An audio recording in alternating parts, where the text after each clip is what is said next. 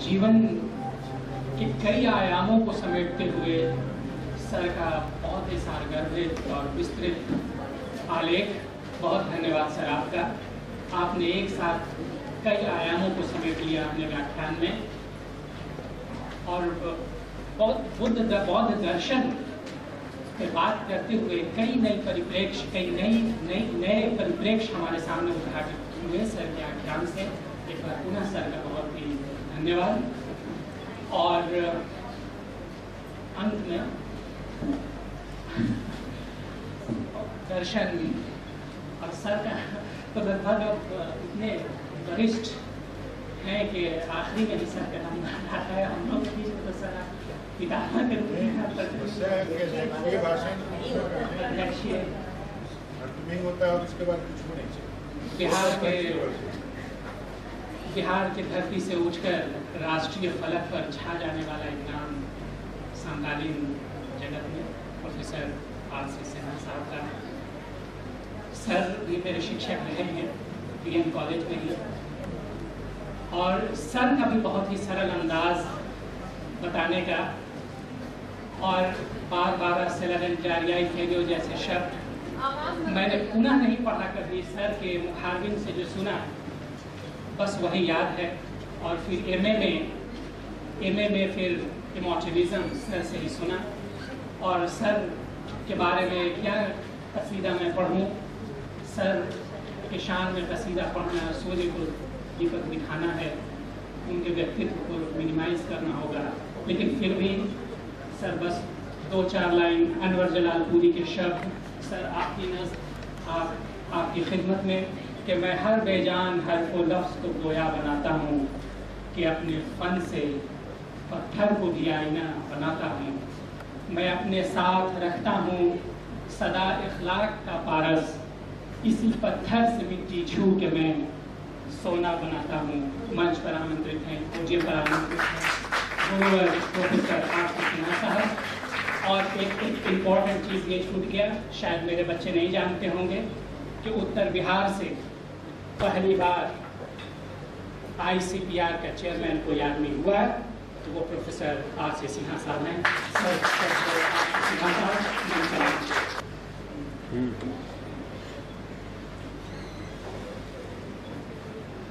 नमामि सरस्वती देवी विद्या बुद्धि समर्जनी सत्यम बसवे कंठे करो।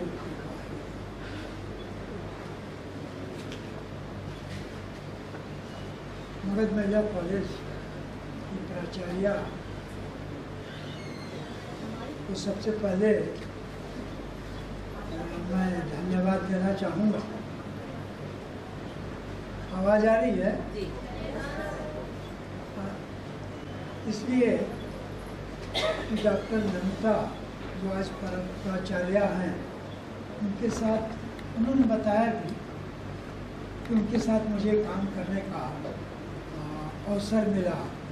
पटना विश्वविद्यालय के शिक्षक संघ का मैं अध्यक्ष था और सहयोग से नमिता जी उसके कार्यकारिणी की सदस्य थी। तो मैं उनके प्रति आभार व्यक्त करना चाहूँगा। और विभाग के जो साथीगण हैं डॉक्टर जियाउल और अन्य अध्यापिका ने, तो उनके प्रति तो मेरा सरल सहज संवेदना युक्त शुभकामना। आपने राष्ट्रीय स्तर का एक आयोजन किया। यद्यपि कि सभी पटना के रहने वाले हैं, लेकिन शैलेश जी हमारे छात्र भी रहे हैं और छात्र मित्र भी हैं, तो उनका आलेख बहुत ही व्यापक रहा और विश्लेषणात्मक भी। तो अध्यक्ष का जो कार्य है, दो कार्य, एक वक्ताओं के वक्तव्य को संक्षिप्त रूप में प्रस्तुत करना और दूसरा कार्य होता है कि कुछ अपनी बात का, और मैं दोनों कार्य बहुत कम शब्दों में करना चाहूँगा। तो निश्चित ही शैलेश जी का आलेख उद्बोधन सुनकर प्रसन्नता हुई, क्योंकि बुद्धिज्म पर एक अच्छे लेख को सुनना सचमुच में आश्चर्य की बात है, क्योंकि पटना विश्वविद्यालय के लोग, यद्यपि कि बुद्धि की धरती से हम आते हैं, लेकिन बौद्ध दर्शन पर विशेषज्ञता नहीं है। और राजेश जी ने बहुत ही बेबाकी के साथ कहा कि मुझे बहुत कुछ बौद्ध दर्शन के बारे में अभिरुचि नहीं। तो ये बेबाकपन पटना विश्वविद्यालय के शिक्षक और विशेषकर राजेश जी जो जिनके साथ मुझे बहुत दिन तक काम करने का अवसर मिला, मैं अध्यक्ष था तब उन्होंने निवास किया। तो अमिता जी ने बुद्धिज्म को एक नए परिप्रेक्ष्य में एक फुल पाथ सम्यक दृष्टि, कैसे सम्यक दृष्टि लीडरशिप के लिए आवश्यक है, इसकी चर्चा। और सच कहें तो हम दर्शन की परिभाषा बदल दें। अगर दर्शन को प्रासंगिक बनाना है तो दर्शन की परिभाषा भी। अब दर्शन मात्र तत्व मीमांसा नहीं है, मेटाफिजिक्स नहीं है। दर्शन मात्र ईश्वर और ब्रह्म और आत्मा की चर्चा नहीं। भारतीय दर्शन पर एक आक्षेप लगता रहा, और विशेषकर बौद्ध धर्म के ऊपर, कि भारतीय दर्शन इसकी पूर्णता में, और बौद्ध दर्शन जीवन और जगत को नकारता है। It is world and life negating field. एक पुस्तक का नाम मैं लेना चाहूँगा विद्यार्थियों के लिए, बड़ी अच्छी पुस्तक है और बहुत संक्षिप्त है। अल्बर्ट श्वाइजर की पुस्तक है Indian thoughts and its development, भारतीय चिंतन और उसका विकास कैसे हुआ। और उस पुस्तक में अल्बर्ट श्वाइजर ने ये माना कि भारतीय दर्शन जीवन और जगत को नकारता है, और विशेषकर बौद्ध दर्शन की चर्चा वहाँ की गई कि कैसे जीवन और जगत को नकारता है। वास्तविकता यह है कि क्रिश्चियन थियोलॉजियंस, अल्बर्ट श्वाइजर क्रिश्चियन थियोलॉजियन थे, तो उन्होंने भारत के दर्शन को के एक पक्ष को जरूर देखा कि मनुष्य का लक्ष्य मोक्ष की प्राप्ति है, लेकिन जीवन मुक्त का कंसेप्ट भी भारतीय दर्शन में बहुत ही उभर कर आया है। शंकराचार्य के दर्शन को लें तो उसमें भारतीय दर्शन के मोस्ट डोमिनेंट फिलॉसफी इज अद्वैतिक फिलॉसफी। अद्वैतिज्म is the most dominant philosophy, और उसमें जीवन मुक्त का कंसेप्ट आया है। और महात्मा बुद्ध जब बोधिसत्व की प्राप्ति करते हैं तो वो महात्मा बुद्ध जीवन और जगत में रहकर महात्मा बुद्ध का एक बहुत ही रिमार्केबल कंट्रीब्यूशन है। वो कंट्रीब्यूशन है कि भारतीय दर्शन में और विशेषकर अद्वैत वेदांत में जो व्यक्तिगत मुक्ति की बात की गई,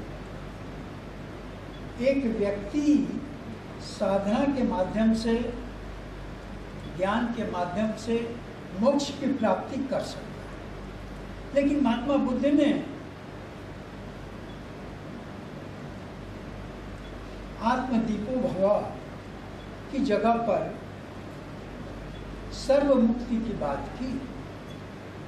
बोधिसत्व की परिकल्पना, महायान की परिकल्पना, महायान के अंतर्गत सर्व मुक्ति का अवदान महात्मा बुद्ध का भारतीय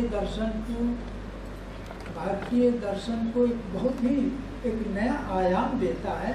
जो आज हम कॉमन मैन की बात करते हैं, राजेश जी ने बुद्धिज्म को सर्वसाधारण के लिए कैसे उपयोगी हो सकता है, इस पर थोड़ी चर्चा की। तो अब सर्व मुक्ति, शंकराचार्य ने व्यक्तिगत मुक्ति की बात, भारतीय दर्शन के सभी जो जितने स्कूल्स हैं उन लोगों ने इंडिविजुअल लिबरेशन की बात की, लेकिन सर्व मुक्ति की बात महात्मा बुद्ध ने। और समकालीन भारतीय चिंतकों में सर्व मुक्ति की बात श्री अरविंद करते हैं। श्री अरविंद सिर्फ व्यक्ति की मुक्ति की बात नहीं करते। उनका कहना है कि व्यक्ति कैसे इस जो प्रकृति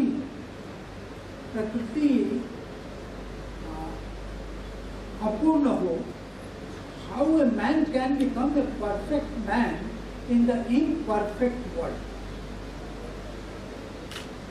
अब ये शंकराचार्य ने व्यक्तिगत पूर्णता की बात की, महात्मा बुद्ध ने व्यक्तिगत पूर्णता के साथ सर्व मुक्ति की बात की। लेकिन श्री अरविंद जो कंटेम्पररी इंडियन थिंकर, बहुत महत्वपूर्ण इंडियन थिंकर हैं, उन्होंने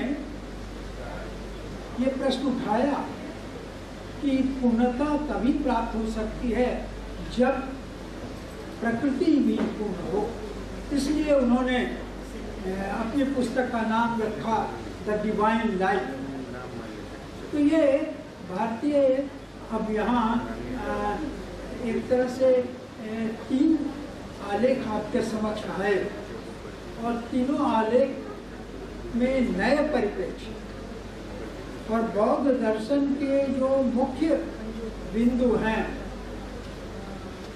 प्रतीत्य समुत्पाद, उसकी भी चर्चा राजेश जी ने की। 8 फोल्ड पाथ, जिसकी चर्चा अमिता जी ने किस तरह से सम्यक दृष्टि, सम्यक कर्मान, एक लीडर को सम्यक दृष्टि होनी चाहिए। तो 6वीं शताब्दी के फिलोसॉफिकल थियरी को आज के लीडरशिप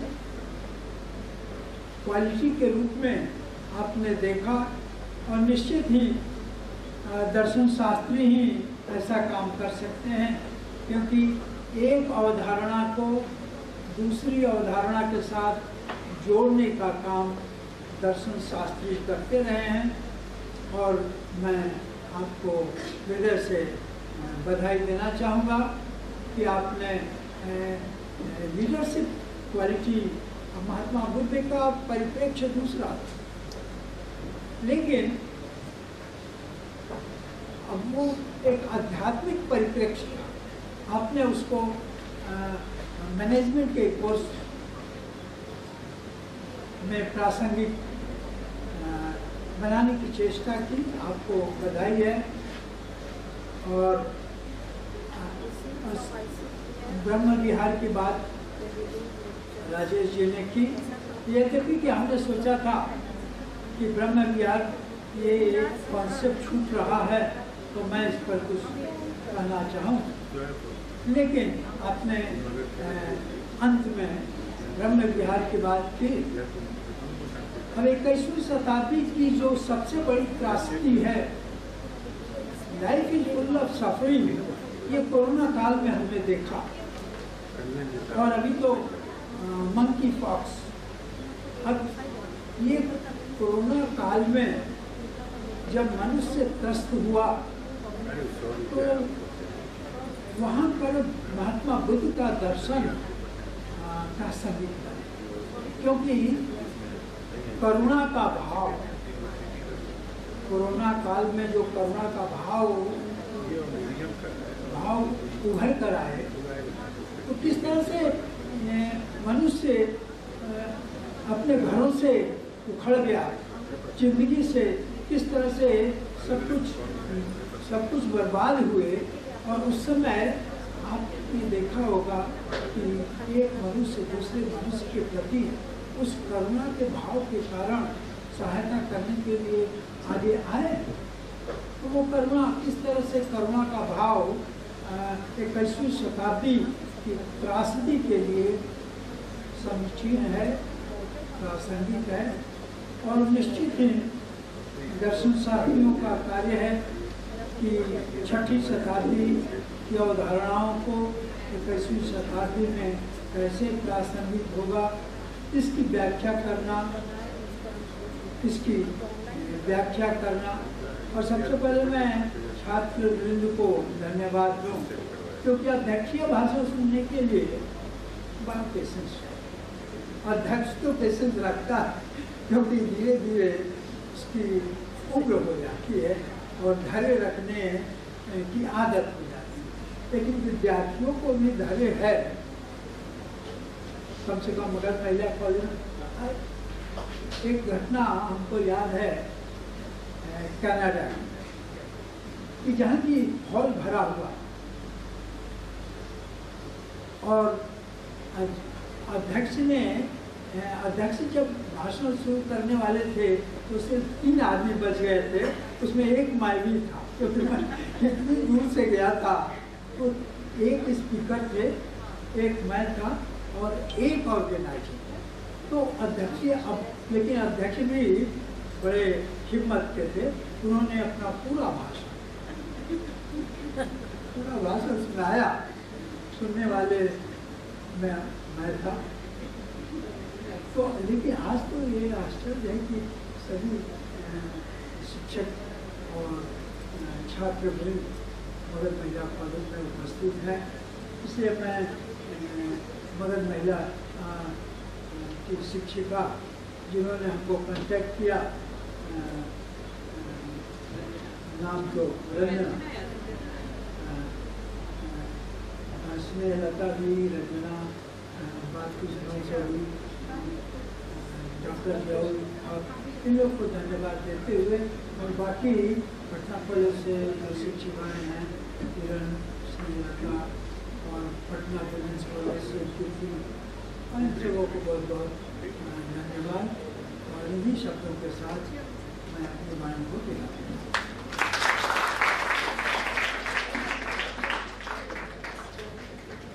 धन्यवाद सर अध्यक्षीय संबोधन के लिए। एक बार पुनः क्लास का स्मरण जीवंत हो उठा, आपको सुनने का मौका मिला साक्षात रूप से। वेबिनार में तो हम लोग आपको देखते ही रहे हैं।